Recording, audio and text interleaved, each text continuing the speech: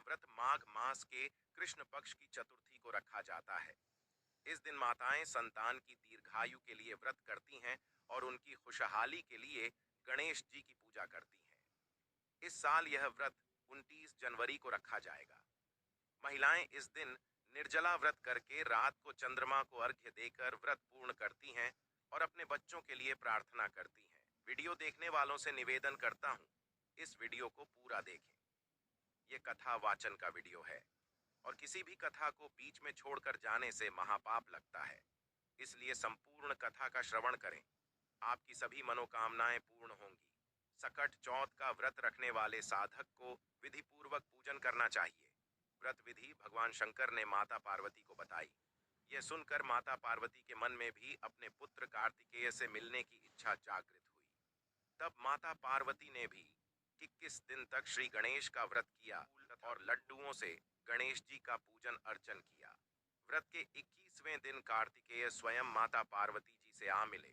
उस दिन से श्री गणेश चतुर्थी का यह व्रत समस्त मनोकामनाओं की पूर्ति करने वाला व्रत माना जाता है।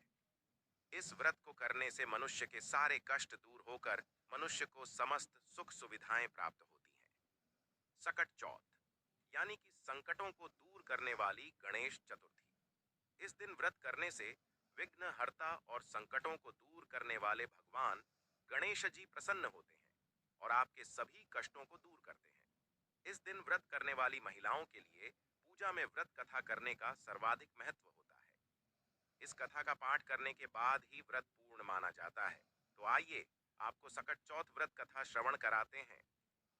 सतयुग में राजा हरिश्चंद्र के राज्य में एक कुम्हार था।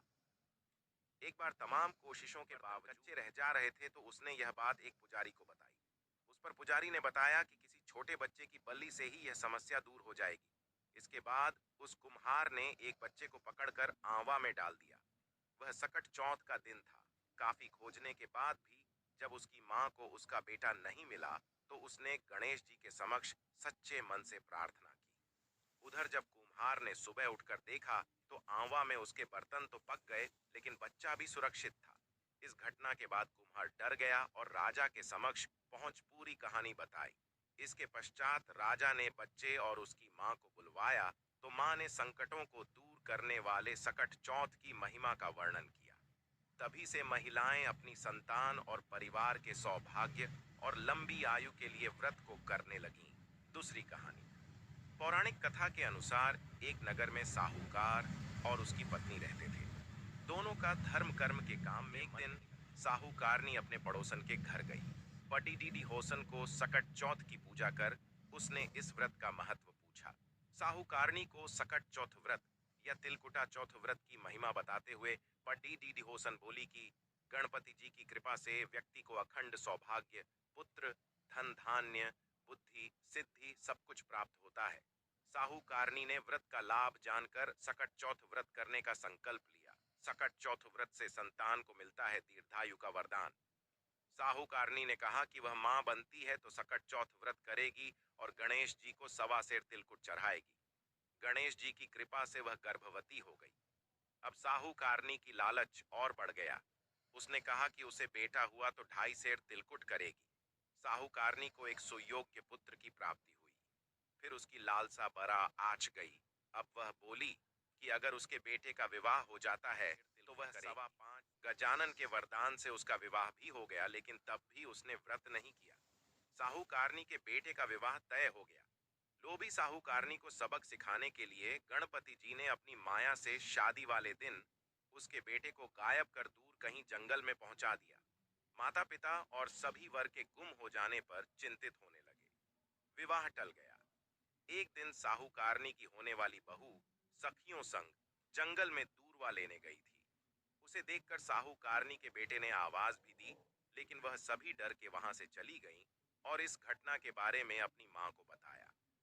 गांव वालों और साहूकारनी के समधियों ने वहां जाकर देखा तो उनका दामाद घने जंगल में एक पेड़ पर बैठा था। उसने अपनी सभी को अपनी मां की गलती बताई और कहा कि मां ने सकट चौथ व्रत करने का वचन दिया था लेकिन उसे पूरा नहीं किया, जिसके कारण सकट देव क्रोधित हो उठे। जब ये बात पता चली तो उसे अपनी गलती का एहसास हुआ और उसने गणपति जी से क्षमा याचना कर सकट चौथ का व्रत और तिलकुट किया। गणेश जी ने साहूकरानी को माफ कर दिया और उसका बेटा भी सही सलामत घर आ गया। कहते हैं कि सकट चौथ के व्रत के प्रभाव से संतान पर कभी कोई आंच नहीं आती, बच्चे को लंबी उम्र का वरदान मिलता है। तीसरी कथा के श्रवण करने से संतान पर कभी कोई संकट नहीं आता है। सो ध्यान से सुनिए। गणेश चतुर्थी की कथा के अनुसार एक बार माता पार्वती ने स्नान के लिए जाने से पूर्व अपने शरीर के मैल से एक सुंदर बालक को उत्पन्न किया और उसे गणेश नाम दिया। पार्वती जी ने उस बालक को आदेश दिया कि वह किसी को भी अंदर न आने दे। ऐसा कहकर पार्वती जी अंदर नहाने चली गई। जब भगवान शिव वहां आए तो बालक ने उन्हें अंदर आने से रोका और बोले, अंदर मेरी माँ नहा रही है, आप अंदर नहीं जा सकते। शिव जी ने गणेश, पार्वती मेरी पत्नी है, पर गणेश जी नहीं माने। तब शिव जी को बहुत गुस्सा आया और उन्होंने गणेश जी की गर्दन अपने त्रिशूल से काट दी और अंदर चले गए। जब पार्वती जी ने शिव जी को अंदर देखा तो बोली कि आप अंदर कैसे आ गए? मैं तो बाहर गणेश को बिठाकर आई थी। तब शिव जी ने कहा कि मैंने उसको मार दिया।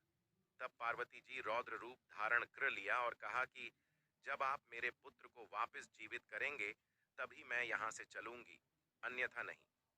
शिव जी ने पार्वती जी को मनाने की बहुत कोशिश की, पर पार्वती जी नहीं मानी।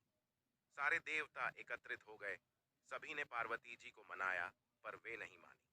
तब शिव जी ने विष्णु भगवान से कहा कि किसी ऐसे बच्चे का सिर लेकर आए जिसकी माँ अपने बच्चे की तरफ पीठ करके सो रही हो।